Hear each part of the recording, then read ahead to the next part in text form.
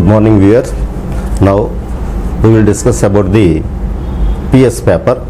You know the PS paper will be for 50 marks.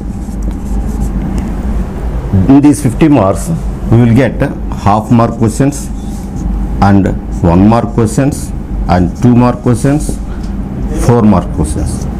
1 mark questions will be given 12. So 12 into half 6 marks and 1 mark questions are 8. 8 into 1 8 marks. 2 marks questions will be given 8. 8 into 2 16 marks. Up to this 16 plus 6 22 plus 8 30 marks. And now 4 marks questions. 5 questions will be given. These 5 questions 5 into 4 20 marks. Total 50 marks. In this one 1 to 12 questions, half mark questions. 13 to 20 8 marks questions. 21 to 28 2 marks questions, and 29 to 33 4 marks questions. In this one, this 20 marks 29 to 33 are very important. If you learn it clearly and if you learn with understanding the lesson, you can answer all the 1 mark questions, half mark questions, 1 mark questions and 2 mark questions. First of all, we will discuss about the 29 to 33 questions. In these 29 to 33 questions, let us take the 33rd question first. In this 33rd question, generally diagram will be given.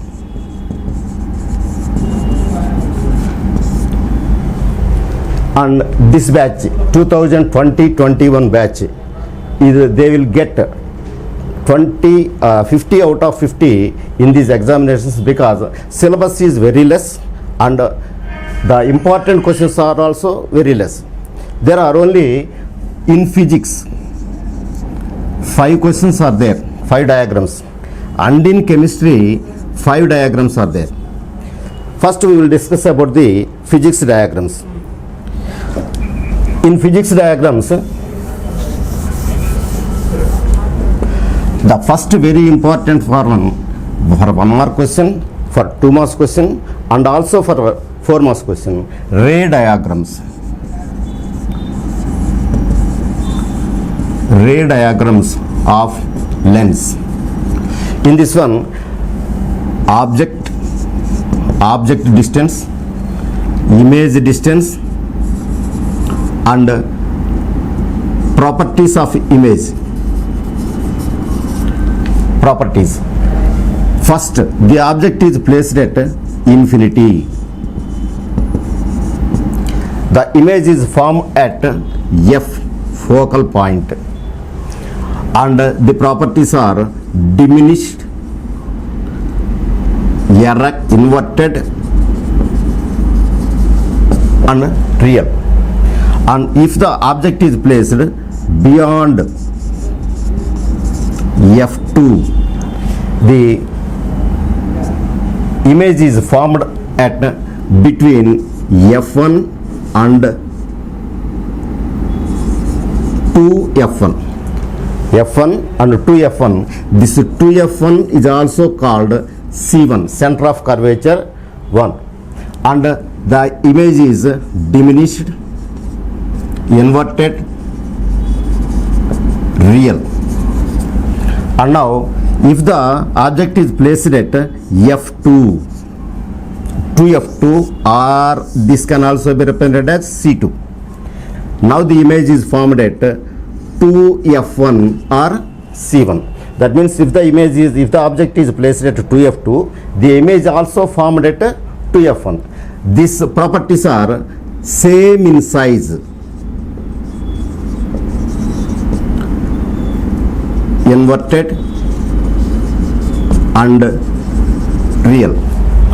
And now if the object is placed between F2 and 2F2, the image is formed beyond 2F1.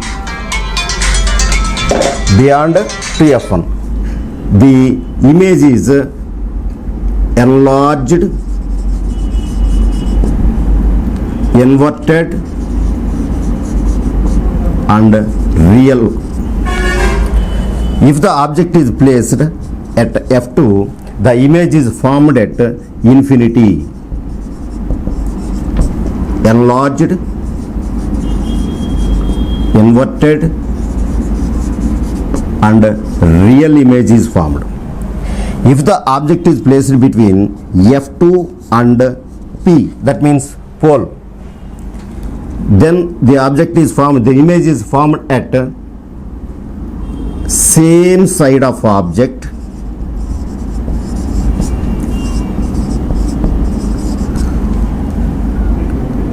enlarged,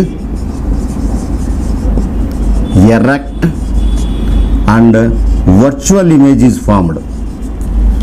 ఇక్కడ చూడండి, ఇక్కడ object ఇన్ఫినిటీలో ఉన్నప్పుడు దీన్ని వదిలేస్తే ఇక్కడ infinity, పైనుంచి కిందకి infinity, beyond f2, c2, f2 and 2f2, f2. ఇక్కడ కనుక తీసుకుంటే ఇలా ఇక్కడ కింద నుంచి పైకి అలా వస్తుంది. ఇది మనం రాసింది కాన్వెక్స్ లెన్స్కి. ఈ కాన్వెక్స్ లెన్స్కి డిమినిష్డ్ ఇన్వర్టెడ్ రియల్ ఇమేజెస్ ఏర్పడతాయి అండ్ వర్చువల్ ఇమేజెస్ ఏర్పడతాయి. The only lens which can form real and virtual images is convex lens. This convex lens is denoted like this and concave lens is denoted like this. So in the case of convex lens we can get real images and virtual images, diminished images and enlarged images. If the object is placed at C2, the image is formed at C1 and they are same in size. This diagram is very most important and it is asked 2 or 3 times, more than 2 or 3 times in the public examinations. So this one is about the object, image and properties. This also used for you for 1 mark question, 2 mark question and 4 mark question. This one is that much important. This is about the ray diagrams. The second question, in the case of physics, the very important diagrams are correcting myopia. What is myopia and how can you correct that myopia? There are 3 diagrams for that one. When the object is at far point where the image is formed, and when a lens is placed where the object is formed. For myopia we use concave lens. To correct myopia we use concave lens, and to correct hypermetropia we will use convex lens. So the second one, hypermetropia, convex lens, these two are asked in 1 mark questions in the public examination. వీటిని 2 మార్కులకి 1 మార్కుకి అడుగుతారు. ఇదొకటి, ఈ diagrams prepare అయితే సరిపోతుంది. The next one, north south magnetic field. Suppose you take a magnet north and south. How to draw the magnetic lines of force for a magnet? If you take a magnet, the magnetic lines of force are always from north to south outside the magnetic field, and the inside the magnetic field, south or north, there is no need of drawing the lines of force within the magnet. Like this, north to south.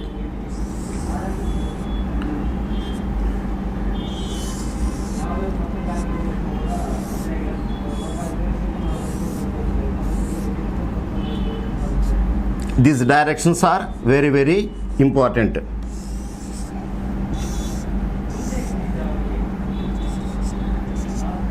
So these magnetic lines of force comes out from the north pole and comes into the magnet through the south pole. These directions are very most important, and also these magnetic lines of forces are curved and they do not intersect with each other. Do not intersect with each other. Any 2 magnetic lines of force, here there seems to be intersect with each other, but they do not intersect with each other. That is the very most important. In this way you can write the magnetic field for a magnet.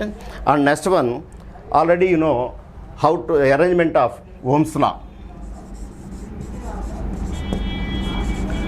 arrangement of Oersted law, and this one is important for 29th question and also 33 question. This can also be asked for 4 marks as 29th question, or this may be asked as a diagram for 33rd question. So these 5 questions are very, very important in case of physics. In the case of chemistry, the first one, Geiger-Müller diagram or Abba principle diagram, arrangement of electrons in a orbit or orbital, that is Geiger-Müller diagram is there. That is otherwise what is Abba principle, like that also he can ask. And the next one, reaction of metals with acids and bases, reaction of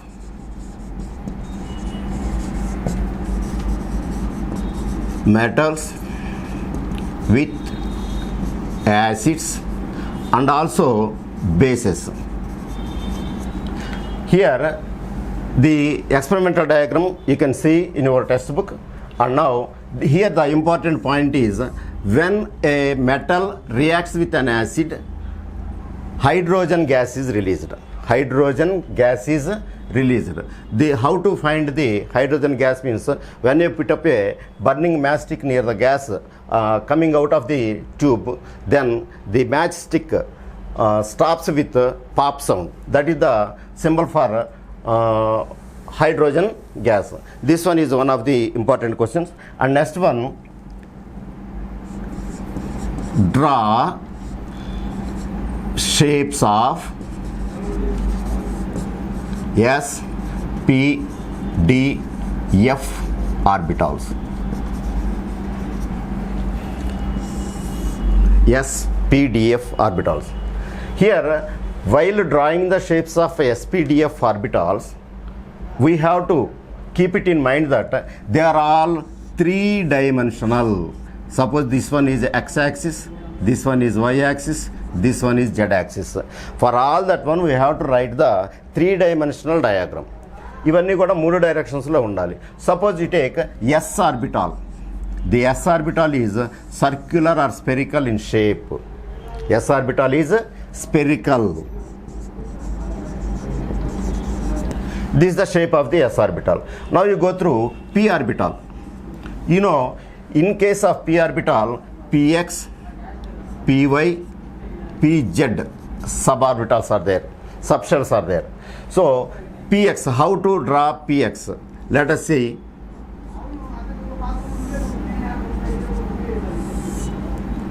For each and every one, px, py, pz, x, y, z. Or you can write, in our normal mathematics we will write here y, here z. Px, py, pz we have to write. So the shape of the p orbital is dumbbell.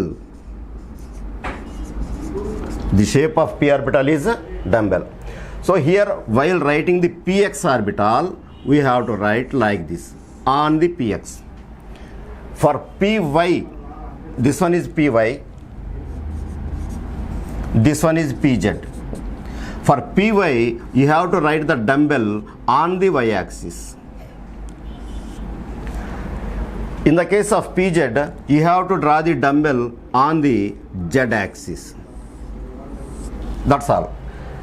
For px, you have to write the dumbbell on x-axis. For py, you have to draw the dumbbell on y-axis. For pz, you have to draw the dumbbell on z-axis. This one is the p orbital. This one is s orbital. This one is p orbital. This px orbital, py orbital, and pz orbital. These three are very, very most important. And the next one, d orbital is there. దీనికి కూడా D orbital గీయటానికి కూడా మనం 3 డైమెన్షన్లో తీసుకుంటాం. D ఆర్బిటాల్లో 5 sub orbitals ఉంటాయి. They are dxy, dyz, dzx and dx square minus y square and dz square. There are 5 types of suborbitals: dxy, dyz, dzx, dx square minus y square, dz square. So dxy for this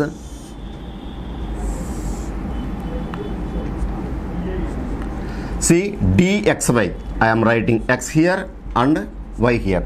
3-dimensional is also there, but I am not showing this here dx 3-dimensional z axis for this.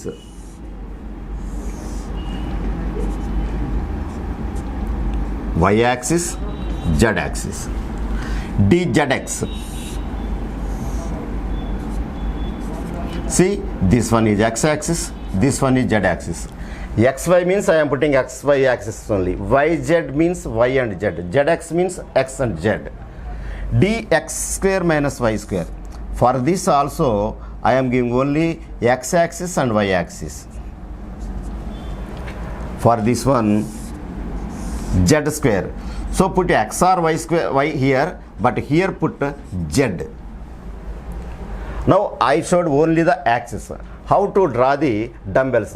If the shape of the d orbital is double dumbbell, the shape of d orbital is double dumbbell. So in the case of p orbital, we write only one dumbbell. ఒక్క dumbbell మాత్రమే గీసాం. ఇక్కడ ఏం చేస్తాం, 2 dumbbells గీయాలి. అయితే ఇందాక px PY PZ అన్నప్పుడు X మీదనే ఎక్స్ యాక్సిస్ మీదనే డంబెల్ గీసాం, పివై అన్నప్పుడు వై మీదనే గీసాం, జెడ్ మీద అన్న పిజెడ్ అన్నప్పుడు జెడ్ మీద గీసాం. ఇక్కడ డిఎక్స్వై అన్నప్పుడు ఎక్స్ వై రాసాము, కానీ డంబెల్స్ మాత్రం డబుల్ డంబెల్. ఇదొక డంబెల్, ఇదొక డంబెల్, 2 డంబెల్స్ వచ్చినాయి. 2 డంబెల్స్ కూడా ఎక్కడ వచ్చినాయి, ఎక్స్కి వైకి మధ్యలో వచ్చినాయి, డబుల్ డంబెల్ వచ్చింది. Okay, in the same way like this here also.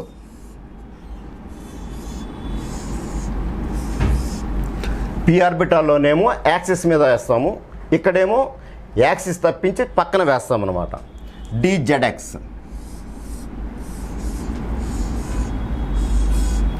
Okay, now go through dx square minus why square. dx square minus why square గీసేటప్పుడు ఇక్కడ ఎక్స్ వై ఇక్కడ గీసేసాం కాబట్టి x square minus why square అన్నప్పుడు x axis మీద గీస్తాం దీన్ని.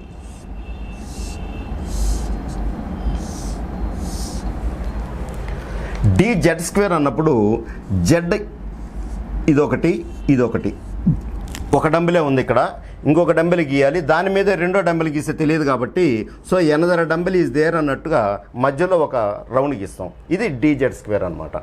So D orbital shape is double dumbbell, 2 dumbbells compulsory ఉండాలి.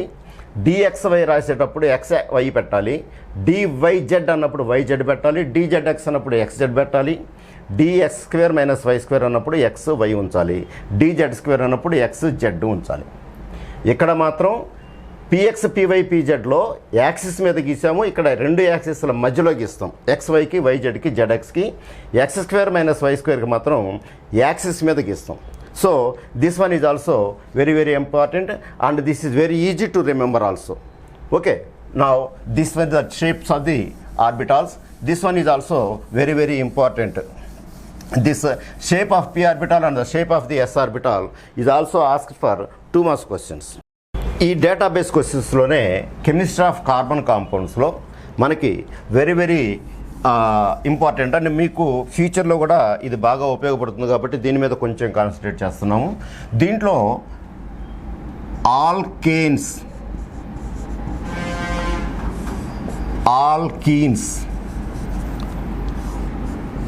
ఆల్కైన్స్ అని 3 రకాల హైడ్రోకార్బన్స్ ఉన్నాయి. వీటన్నిటిని కూడా హైడ్రోకార్బన్స్ అంటే దీంట్లో హైడ్రోజన్ కార్బన్ మాత్రమే ఉంటాయి. సింగిల్ బాండ్ ఉంటే ఆల్కేను, డబుల్ బాండ్ ఉంటే ఆల్కీను, ట్రిపుల్ బాండ్ ఉంటే ఆల్కైన్. అంటే ఆ స్ట్రక్చర్లో ఎక్కడైనా సరే ఒక డబుల్ బాండ్ ఉందంటే దట్ ఈస్ డెఫినెట్లీ ఆల్కీన్, ఒక ట్రిపుల్ బాండ్ ఉందంటే దట్ ఈస్ డెఫినెట్లీ ఆల్కైన్ అని అర్థం అనమాట. సో దీన్ని రాయాలి అంటే వీటి యొక్క జనరల్ ఫార్ములా చెప్తాను. CnH2n+2, CnH2n, CnH2n-2. మీకు ఆల్రెడీ ఇందాకనే చెప్పుకున్నాము, కార్బన్ గనక 1 ఉంటే మిత్, 2 ఉంటే ఇత్, 3 ఉంటే ప్రోప్, 4 ఉంటే బుట్, 5 ఉంటే పెంట్, 6 ఉంటే హెగ్స్, 7 ఉంటే హెప్ట్, 8 ఉంటే ఆక్ట్, 9 ఉంటే నాన్, 10 ఉంటే డెక్. ఈ బాగా గుర్తుపెట్టుకోవాలా. Meth, eth, prop, but, pent, hex, hept, oct, non, dec. ఇక్కడ n = 1 వేసుకున్నాం అనుకోండి, అంటే C1.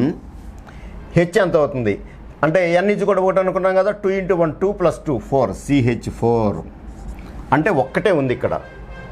C1 అంటే మిత్, ఏన్.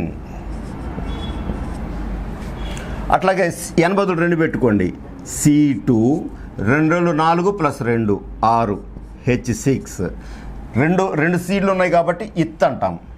ఇత్ ఇది జనరల్ ఫార్ములా ఇది కాబట్టి ఏన్.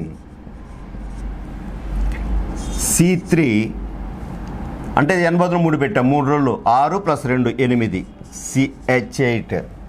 3 కార్బన్లు ఉన్నాయి కాబట్టి propane. 4 C4, H4 2s are 8 + 2 10, C4H10. 4 ఉన్నాయి కాబట్టి but, ane, butane. Okay, in this way C5 H12 pentane, pentane. Now we will go through alkenes. ఆల్కిన్స్లో 1 అనేది ఉండదు. అంటే డబల్ బాండ్ ఉండాలి అంటే ఖచ్చితంగా 2 కార్బన్స్ ఉండాలి. కాబట్టి ఆల్కిన్స్లో C1 అనేది ఉండదు. నెక్స్ట్ నుంచి వస్తుంది n బదులు 2 పెట్టుకోండి, C2, H 2 × n 2 × 2 4, H4. ఇక్కడ 2 కార్బన్లు ఉన్నాయి కాబట్టి ఇత్ అంటాం.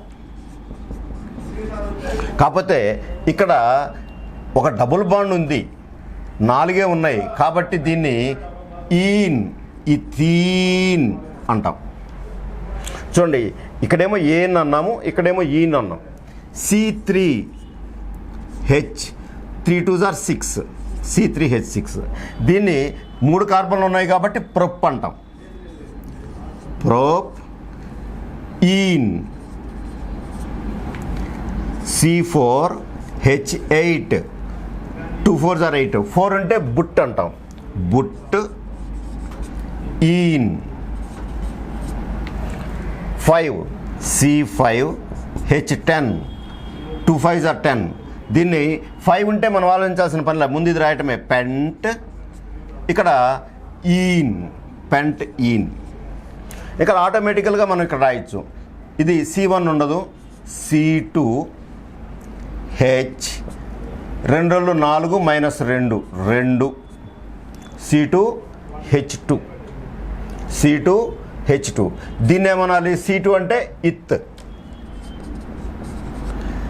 H2 yne, yne, ethyne.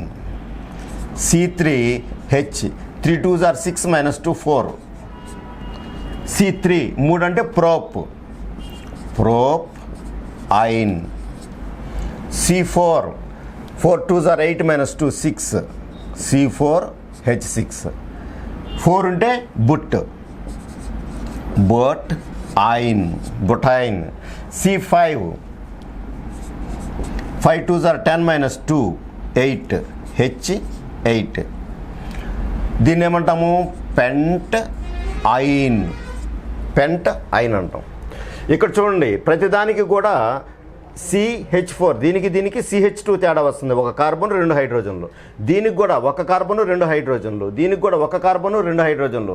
C2 నుంచి C3కి వచ్చిన 1 కార్బన్ పెరిగింది, 2 హైడ్రోజన్లు. 1 కార్బన్ పెరిగింది, 2 హైడ్రోజన్లు. డిఫరెన్స్ అనేది CH2 రావాలి. అంటే వీటిని హైడ్రోకార్బన్స్ అంటాం. ఖచ్చితంగా CH2 డిఫరెన్స్ వస్తుంది, దీనికైనా. ఇక్కడ సింపుల్గా మీరు గుర్తుపెట్టుకోవడానికి C ఒకటి ఉందనుకోండి, దాన్ని డబల్ చేయండి, 2 కంటే ఎక్కువ ఉన్నాయి అనుకోండి, ఆల్కేన్స్. Cని డబల్ చేయండి, ఇప్పుడు 2, Cని డబల్ చేశాను, 2 × 4 6 అనేది 4 కంటే ఎక్కువ ఉంది కదా, దాన్ని ఆల్కేన్. సిని డబల్ చేశా, 2 2 4 సమానంగా ఉంది, డబల్గా ఉంది, ఆల్కీన్. డబల్ కంటే 2 తక్కువ ఉంది, ఆల్కైన్. డబల్ కంటే 2 తక్కువ ఉంటే ఆల్కైన్. సో ఇక్కడ కూడా చూడండి, C3H8, 3కి డబల్ 6, 6 కంటే ఎక్కువ ఉంది, ఏన్. 6 సమానంగా ఉంది, ఈన్. 6కి 2 తక్కువ ఉంది, ఐన్. అంటే సమానంగా ఉంటేనేమో ఈన్, ఎక్కువ ఉంటే ఏన్, తక్కువ ఉంటే ఐన్. ఇది ఎందుకంటే మీకు సమ్ డిఫరెంట్ కాంపౌండ్స్ ఇస్తాడు. ఈ కాంపౌండ్స్లో మీరు అది ఏంటిది, ఆల్కేనా, ఆల్కీనా, ఆల్కైనా అనేది రాయండి అని అంటారు. Now I will write some compounds and we have to divide this as alkanes, alkenes and alkynes. Now see here, some compounds are given. Their formulas are CH4, C4H6, C2H6, C5H10, C2H2, C5H12, C6H14, C4H8, C3H6, C3H4 and C6H10. We have to divide these into alkanes, alkenes, alkynes. వీటిగా divide చేయాలి మనం.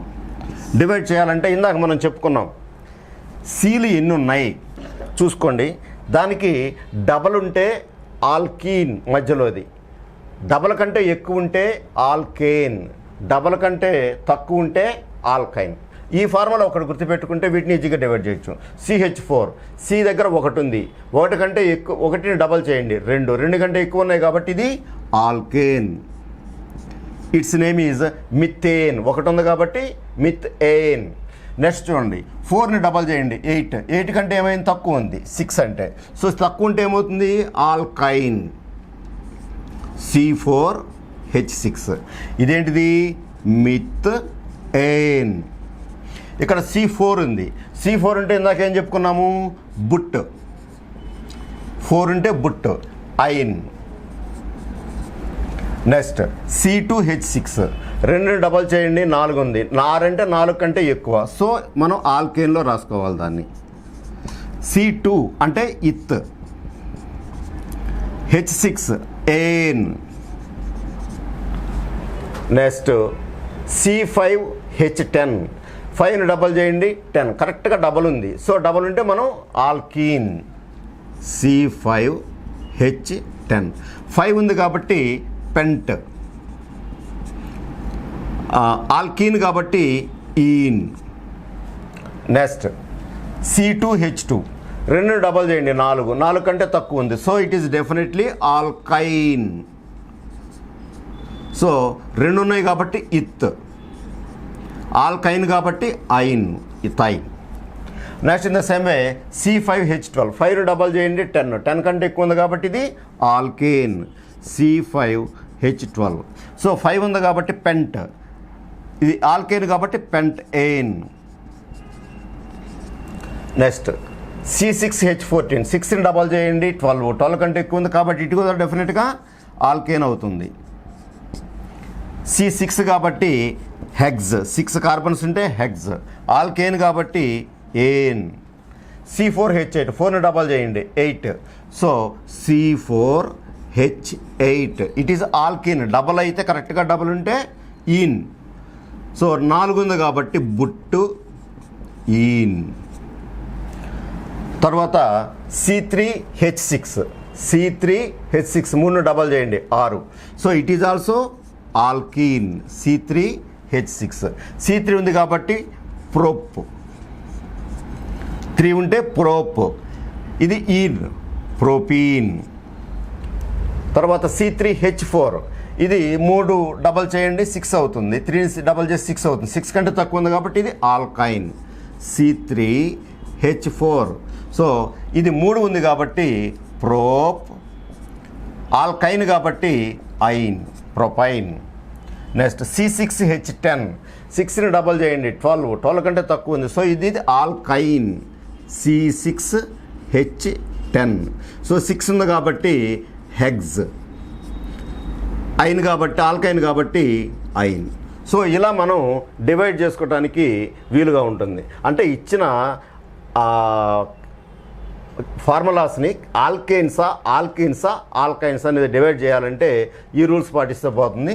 దీనికి general formula already ఇందాక చెప్పాను, H2n+2 Cn H2n అంటే కరెక్ట్గా double ఉంటుంది, double కంటే 2 ఎక్కువ ఉంటాయి, Cn H2n-2. ఇది జనరల్ ఫార్ములా కూడా ఎక్కువగా అడుగుతున్నాడు కాబట్టి జనరల్ ఫార్ములాస్ కూడా గుర్తుపెట్టుకుంటే మనకి ఎక్కువ మార్కులు రావడానికి అవకాశం ఉంది. అలాగే ఫర్ ఎగ్జాంపుల్ చూడండి, C2H6 C2H4 C2H2. దీని పేరు మనకు తెలుసు, C2H6 అంటే ఈథేన్, C2H4 అంటే డబల్ ఉంది కాబట్టి ఈన్, C2H2 అంటే డబల్ కంటే తక్కువ ఉంది కాబట్టి ఐన్, C2H2 ఇథైన్. ఇది C2H4 అంటే ఈన్. ఒక్కొక్కసారి దీని స్ట్రక్చర్ గీసి దీంట్లో ఏమేమి బాండ్స్ ఉన్నాయి అనేది అడుగుతాడు. ఒకసారి C చూడండి, మనం ఆల్రెడీ అనుకున్నాం Cకి చుట్టూ ఎన్ని ఉండాలి, 4 బాండ్స్ ఉండాలి. ఇక్కడ Cకి ఒక బాండ్ ఉంది. చూడండి, Cకి చుట్టూ 1 2 3 4 బాండ్స్, Cతో 1 3 హైడ్రోజన్లు. మరి ఈ C చుట్టూ కూడా బాండ్స్ ఉండాలి, హైడ్రోజన్స్. సో Cతో ఒక బాండు 2 3 4. దీన్ని స్ట్రక్చర్ ఆఫ్ C2H6 అంటాం. ఇక్కడ ఎన్ని బాండ్స్ ఉన్నాయి, 1 2 3 4 5 6 7 బాండ్స్ ఉన్నాయి. అన్నీ కూడా సింగిల్ బాండ్స్ కాబట్టి వీటిని మనం సిగ్మా బాండ్స్ అంటాం. అంటే ఇందులో 7 సిగ్మా బాండ్స్ ఉన్నాయి అని అంటాం. Suppose you right C2H4. ఇందాక మనం రాసాము, దీనికి ముందు 3 రాసాం. అట్లా కాకపోతే C2H4 అంటే మనకి ఆల్కీన్. ఈ ఆల్కీన్లో ఖచ్చితంగా ఏముంటుంది అనుకున్నాము, ఒక డబుల్ బాండ్ ఖచ్చితంగా ఉండాలి. ఆల్కీన్ అనగానే మనకు ఉన్నది Cకి మాత్రమే డబుల్ బాండ్ పెట్టగలం కాబట్టి ఫస్ట్ ఇక్కడ డబుల్ బాండ్ పెట్టేసేయండి. ఆల్కీన్ అన్నామంటే ఖచ్చితంగా డబుల్ బాండ్ ఉండాలి. సో ఆల్కీన్కి Cకి డబుల్ బాండ్ పెట్టేసేయండి. ఇంకెన్ని హైడ్రోజన్లో 4 ఉన్నాయి. సో దీని చుట్టూ 4 బాండ్స్ రావాలి. 1 2 వచ్చినాయి, 3 4. సో ఈసీకి సరిపోయి, ఈసీకి కూడా 2 వచ్చినాయి, ఇంకొక 2 ఇక్కడికి ఇవ్వండి. సో ఇందులో ఏమైంది, 1 2 3 4. ఈ డబుల్ బాండ్స్లో ఒకటేమో సిగ్మా బాండు, ఒకటేమో పై బాండు. సో 1 2 3 4 5. 5 ఏమో సిగ్మా బాండ్స్ ఉన్నాయి, ఒకటేమో పై బాండ్ ఉంది. ఇక్కడ 5 సిగ్మా బాండ్స్, 1 2 3 4 5. పై బాండ్ ఏంటిది, డబుల్ బాండ్ ఉంది అంటే ఒక సిగ్మా బాండు, ఒక pi bond. So 5 sigma bonds, 1 pi bond ఉందన్నమాట.